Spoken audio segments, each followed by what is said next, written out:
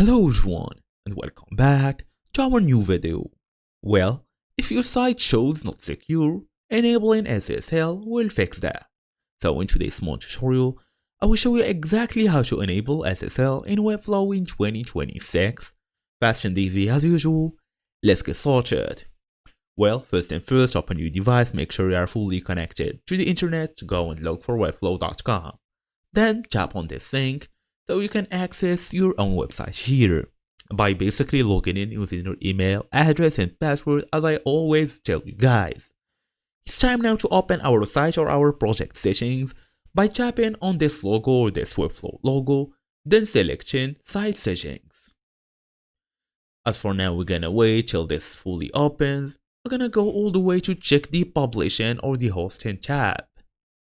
We're gonna go scroll down. We have this protection. Once you have a site plan, you can add your domains and all of these options.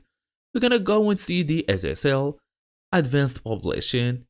We have HTML, CSS, and all of this. Enable HSGC for subdomains. Well, basically this is the security and this is the SSL certificates.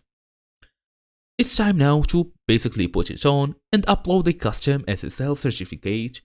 Since you need an enterprise plan, you can basically check that by contacting the sales, then add in your certificate. After being fully done, save your changes, then basically come up here and tap on publish to publish your website. Also, SSL only activates after publishing. Then wait for activation. It can take like a few minutes to actually apply. And that's it. So thank you all for watching, and I will see you all in the next video.